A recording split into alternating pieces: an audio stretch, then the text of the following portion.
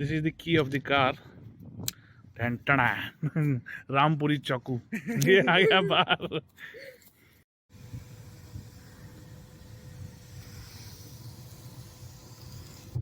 हाँ भाई हीरो, क्या चल रहा है? बास्केटबॉल खेल रहे हो? वाह।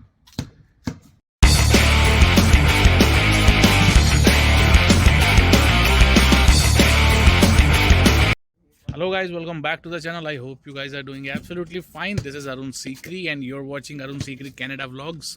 So guys, आज कुछ नया होने वाला है आगे वीडियो में। थोड़ा जटैक इंडिया में बोलते हैं, जटैक कलर की हुडी पहनी हुई है और कुछ एक और चीज़ जटैक दिखाने वाला हूँ आपको। चलिए आपको दिखाता हूँ। So guys, are you ready? आपको कुछ जटैक चीज़ दिखाने वाला हूँ। And this is the thing. Yellow colour की car. I bought this car. This is Fiat 500L. यहाँ पर कार के बिना थोड़ी सी लाइफ टफ है, बिकॉज पब्लिक ट्रांसपोर्ट में बहुत ज़्यादा टाइम लगता है और कार ही बेटर रहती है। तो I bought this car Fiat 500L। L is for large version. ये समझ लो मिनी कूपर के कंपैरिजन में आती है। मिनी कूपर के भी 3 मॉडल आते हैं ना, एक मिनी कूपर की कंट्रीमैन आती है, एक क्लबमैन आती है। ये जो क्लबमैन है उसके साइज़ की है, थोड़ी सी काफ़ी बड़ी है और अंदर काफ़ी स्पेशियस है और इसके अंदर आराम से 5 लोग, एडल्ट्स 5 आराम से बैठ सकते हैं। और this car is top of the line model tracking. इसके अंदर बहुत सारे फीचर्स हैं, मैं आपको थोड़ा सा दिखा देता हूँ पहले outlook. This is Fiat 500L और 1.4 लीटर का इंजन होता है इसमें, टर्बो चार्ज 160 bhp का। 160 bhp का इंजन है इसमें। बाकी मैं आपको एक बार इंटीरियर की लुक दिखा देता हूँ।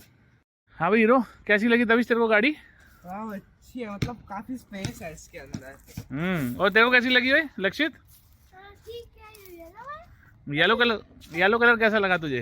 बहुत अच्छा है। छोटी भी है, फिर ज्यादा स्पेस, ये छोटी लगती है और अंदर ज्यादा स्पेस है। हाँ लगती छोटी है, स्पेस बहुत है अंदर।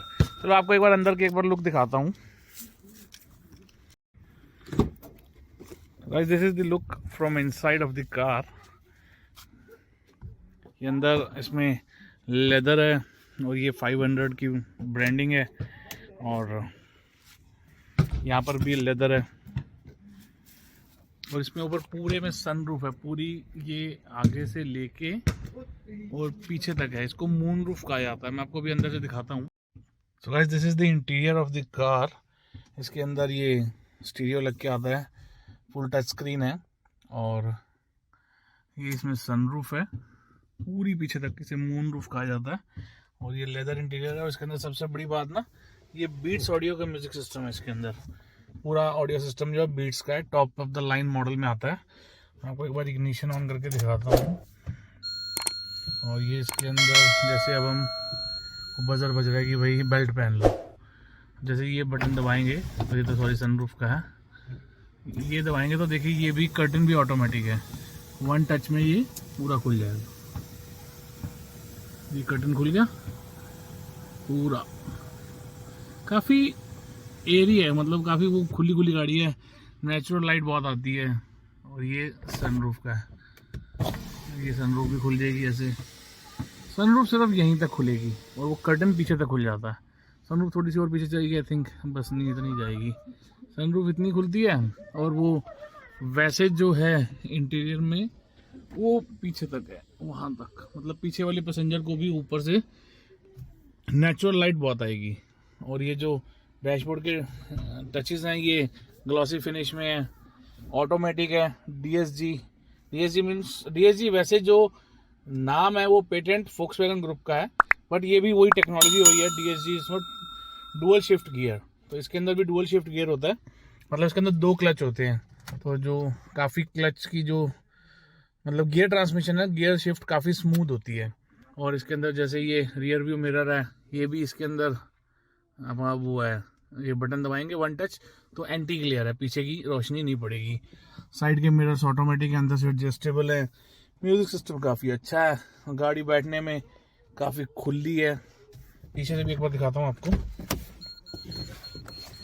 ये तो इसके सिस्टम टीटी बहुत करती है ये भाई अब जैसे ये पीछे से है, आप देख सकते होंगे, शायद आपको दिख रहा होगा, काफ़ी स्पेस है। मतलब इसके अंदर मैं अपनी ड्राइविंग सीट एडजस्ट करके बैठा हूँ कि जहाँ मुझे बैठना था। उसके बाद भी आप लेग रूम देख सकते होंगे। ये देखिए मेरे यहाँ आराम से बैठने के बाद भी काफ़ी स्पेस बचता है इसके अंदर। और सबसे बड़ी जो चीज़ इसकी मुझे अच्छी लगी कि इसकी जो ये सीट्स हैं ये वाली, ये भी आगे या पीछे हो जाती हैं। देखिए ये भी एडजस्टेबल हैं, आगे पीछे हो जाती हैं। और यहाँ पीछे भी लेदर इंटीरियर है। और इसका एक बार बूट आपको खोल के दिखा देता हूँ। बूट भी काफ़ी स्पेशियस है और जैसे ये सीट्स हैं स्प्लिट होकर बहुत आगे तक चली जाती हैं, जिससे मतलब बहुत बड़ा एक बूट मिल जाता है सामान रखने के लिए, जो यहाँ पे ज़रूरी जैसे ग्रॉसरीज के लिए जा रहे हैं, किसी भी चीज़ के लिए जा रहे हैं तो उसमें बहुत काम आता है। ये स्टीयरिंग कंट्रोल भी इसमें सारे आते हैं, लेदर रैप स्टीयरिंग है। काफ़ी अच्छी गाड़ी है, मतलब जो एक बेसिक गाड़ी में चाहिए वो सब कुछ ही दिया हुआ है इसके अंदर। मेन है काफ़ी स्पेशियस है और 5 एडल्ट्स आराम से बैठ सकते हैं।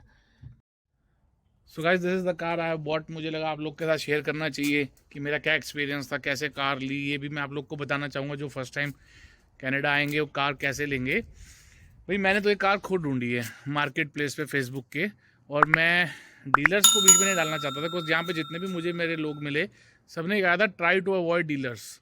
या तो कोई कंपनी हो जिसके थ्रू ले रहे हो, मतलब जैसे शोरूम बेचते हैं प्री ओन्ड कार्स, वो एक अलग बात है।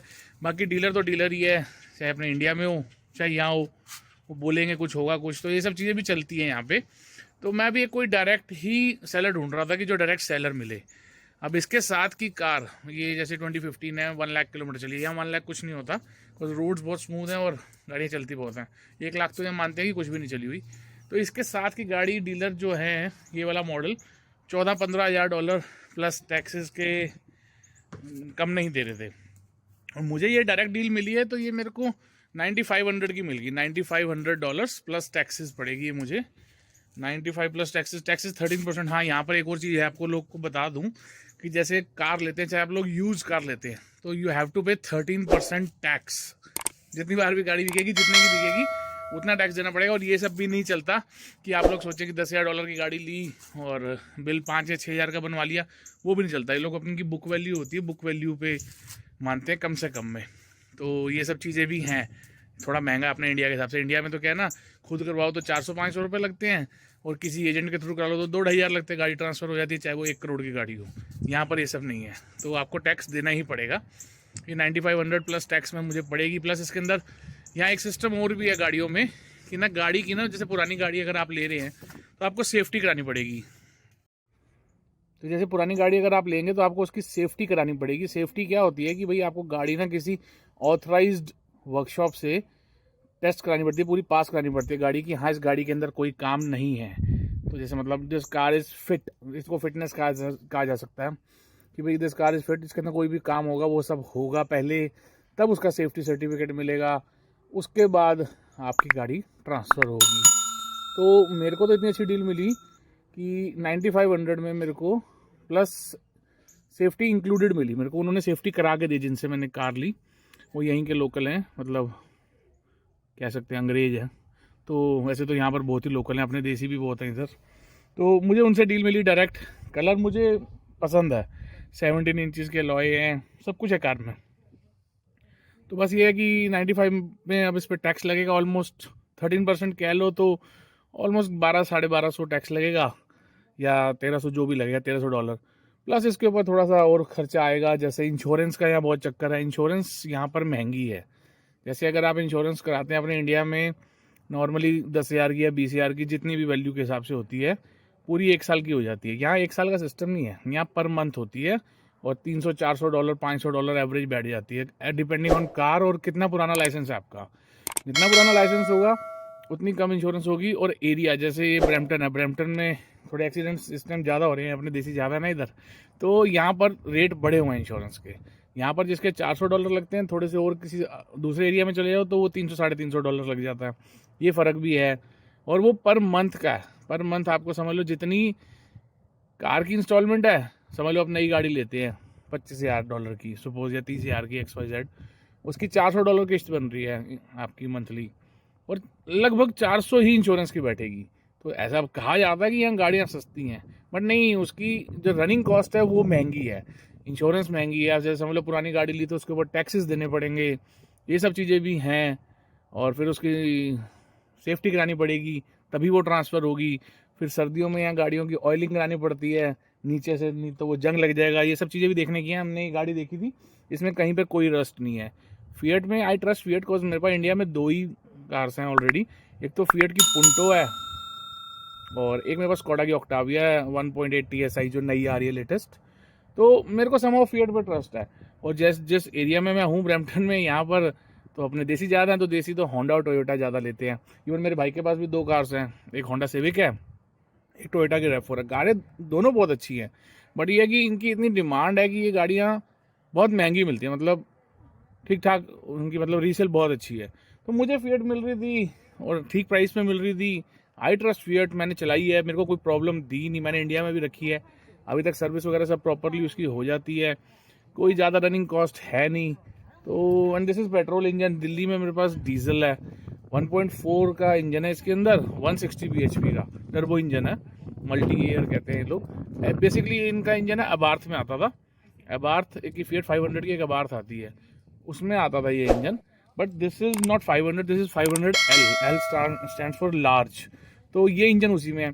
अबार्थ में थोड़ा पावर ज़्यादा दे देती है, इतनी होती है वैसे बेसिकली 160 bhp होती है, बट भागती वो ज़्यादा थोड़ी सी, बिकॉज उसका वेट कम है, गाड़ी छोटी है।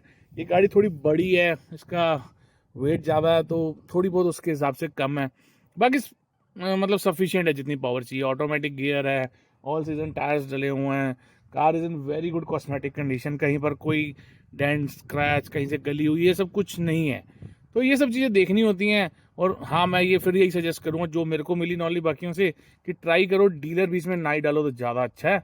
अगर डालो तो फिर किसी शोरूम का डालो, जैसे भाई किसी शोरूम से आपको प्री ओन्ड मिल रही है, या फिर कुछ कंपनीज हैं जैसे अपने इंडिया में BBT है, यहाँ ऑटो पॉइंट है, बाईजी ऑटोमोबाइल्स हैं, वो उन जैसों से लिए जाए तो मतलब रिलायबल हो, कल को आपकी सुनवाई हो। ऐसा कुछ नहीं है कि यहाँ पर आपको मिल जाएगी गाड़ी और कुछ प्रॉब्लम हुई तो आपकी सुनवाई होगी ही होगी, ऐसा ज़रूरी नहीं है। और बस ये सब चीज़ों का ध्यान रखें। और अभी तो मैं चला नहीं सकता क्योंकि मेरे पास भी लर्नर्स लाइसेंस है। अभी तो मैं तब चला सकता हूँ जैसे भाई साथ बैठा हो, भाई के पास फुल G लाइसेंस है, उसके साथ बैठा होना ज़रूरी है। तो अभी वैसे मेरा ट्यूसडे को टेस्ट है, परसों, तो अगर वो मेरा G लाइसेंस आ गया तो फिर तो मैं इसको चला पाऊँगा, फिर आप लोग को अच्छे से घुमाऊँगा। गाड़ी तो ले ली है, अब बस ये मेरे को विश मी गुड लक कि भाई मेरा G लाइसेंस हो जाए। और आपसे मिलूँगा अगले ब्लॉग पे, और तब आपको इस गाड़ी को एक बार टेस्ट राइड भी दिखाएंगे, आपको चला के दिखाऊंगा कैसी है, एक्सपीरियंस कैसा है। बाकी ओवरऑल कॉस्मेटिक कंडीशन तो अच्छी है। कमेंट करके प्लीज़ बताइए आप लोग को कैसी लगी। मेरे को थोड़ा सा फ्लैशी कलर में कोई प्रॉब्लम नहीं है, मुझे अच्छा लगता है। मेरा भाई कह रहा था येलो कलर ले लिया, उसको थोड़ा नहीं पसंद, वो थोड़ा जैसे उसके पास 2 गाड़ियाँ हैं, दोनों ही सिल्वर है, उसकी सिविक भी सिल्वर है और होंडा की RAV4 भी सिल्वर है। दोनों उसने अभी नई ली थी, मतलब 2-1 साल पुरानी है दोनों। एक गाड़ी तो पिछले साल ली थी, सिविक 2 साल पहले ली थी। तो उसको सिल्वर या ब्लैक मतलब सिंपल कलर, अच्छे कलर पसंद है। मेरा थोड़ा फ्लैशी था, बट मेरे को इस पर डील अच्छी मिल रही थी तो मैंने कलर को इतना वो नहीं दिया प्रेफरेंस। मेरे को पसंद भी था पर्सनली, मैं ऐसे क्यों कहूँ प्रेफरेंस दिया नहीं दिया, मुझे पर्सनली ये कलर पसंद था। और भगवान इसमें तो मेरा साथ देता ही है कि जो कलर या जो चीज़ मुझे पसंद होती है वो अपने आप ही जनरेट हो जाती है मुझे मिलने के लिए। कोइंसिडेंटली यही कलर मिला, यही मॉडल मिला। फिर ये L का ट्रैकिंग वेरिएंट है। ट्रैकिंग में क्या होता है कि थोड़ा टॉप ऑफ द लाइन होता है, बीट्स ऑडियो हो गया, और ये थोड़ा सा सनरूफ मूनरूफ पूरी होगी। पीछे शायद दिख रहा होगा आपको क्लैडिंग लगी हुई है प्लास्टिक की, ये टायर्स के ऊपर और नीचे साइड पे, ये सब ट्रैकिंग में आता है। बाकी अभी धीरे धीरे गाड़ी चलाऊंगा, लाइसेंस आ जाए बस, उसके बाद गाड़ी चलाऊंगा, आपको इसका रिव्यू बताऊंगा अच्छे से बस। और जो नॉलेज मिलेगी वो आप लोगों से शेयर करूंगा। बस आप लोग से यही रिक्वेस्ट है, चैनल को सब्सक्राइब करें और मेरा मोटिवेशन बढ़ाएं। और बस मिलते हैं आपसे अगले ब्लॉग पे। Love you guys, bye bye.